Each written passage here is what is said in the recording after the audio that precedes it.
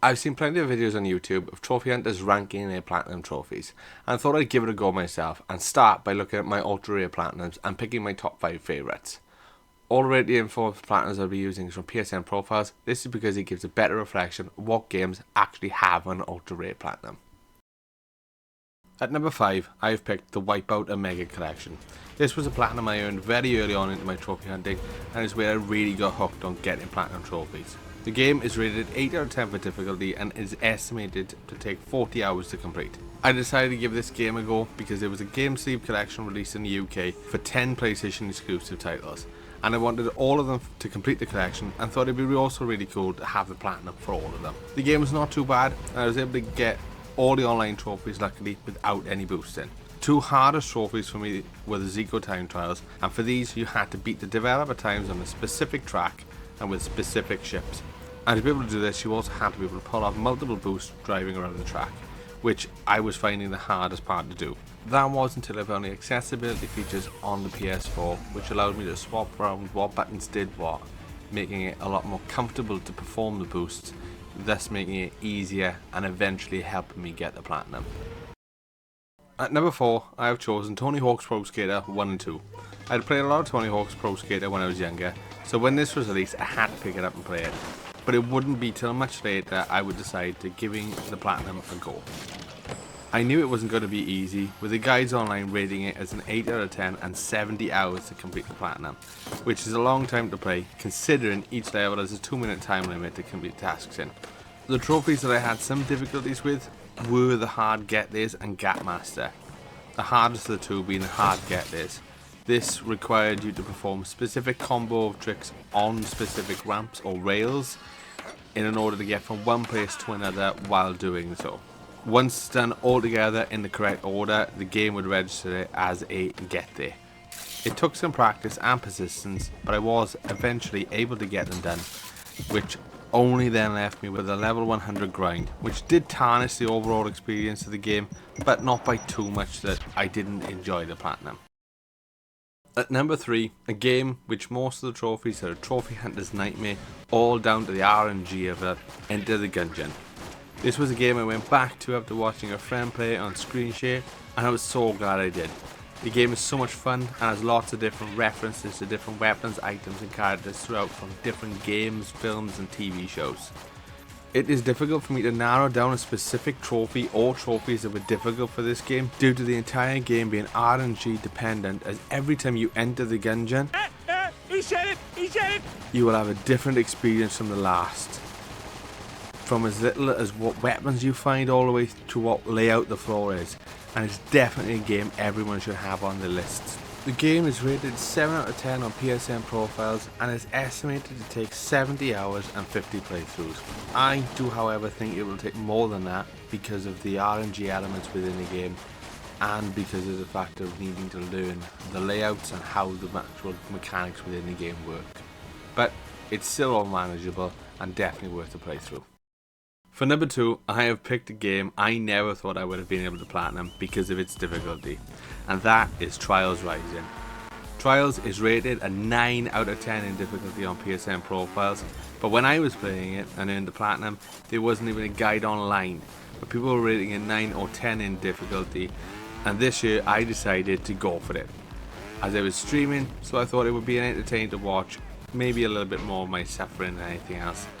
And the more I played it, the more my skill was improving, and levels that I did find hard initially I could go back to and make it through with little to no issues. And after a month of solid effort on the game, I was able to overcome the difficulty and then earn the platinum. The hardest trophy to get in the game for me was either to get all the gold medals on the skill games or to get through an extreme track without a fault. Now, there are specific ones that some players did recommend were a little bit easier to go for, but it was a case of trial and error for myself, playing a few of the extreme tracks again and deciding which ones I thought were going to be a little bit easier for me to go through. Eventually I was able to find the extreme track that I would be able to do faultless.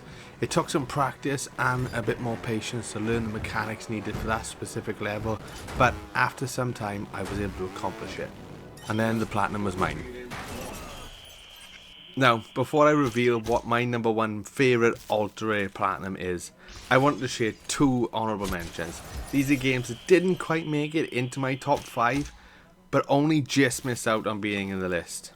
So, the first is Super Hot, which is sort of like a puzzle shooter, as the enemies only move when you do, so it needs you to plan your route and take them all out. So, it's more a case of you working out the more optimal route and movement pattern as opposed to you just running and gunning. So with that in mind, I find it is very unique in its gameplay and I thoroughly enjoyed my time with it. And I only actually found this game due to taking part of a platinum challenge on one of the Discord servers I'm in, where they won one challenge for that particular period of time was to get some ultra rare platinums, and I actively just picked this one up due to it being ultra rare, and I'm so glad I did. And the second platinum to just miss out is Last of Us Remastered on the PS4.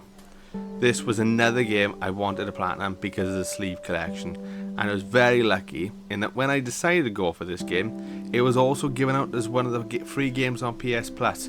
So the online had a massive surge in players, so I made sure to get the online sections done first so that I wouldn't get locked out of the platinum. That then meant I could take my time with it and I could really enjoy the experience of the game.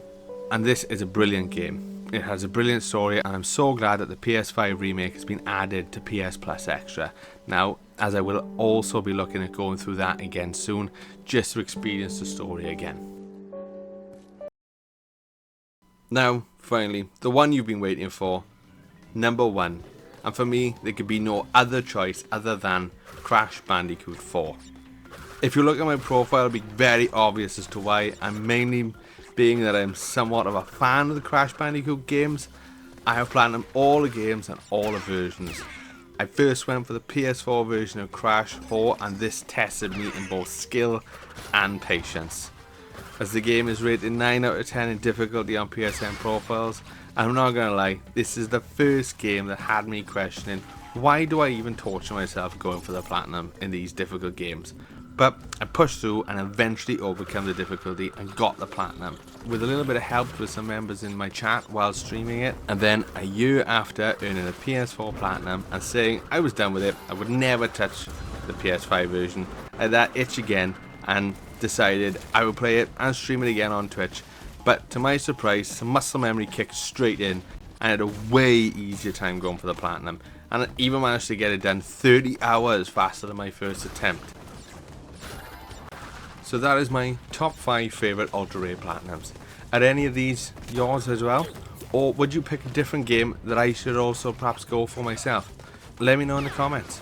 And also, if you enjoyed the video, don't forget to like and subscribe. My next list will be looking at my platinums and picking my top 10 overall out of the 194 platinums I currently have. Will it feature some of these or not at all? You'll just have to wait and see.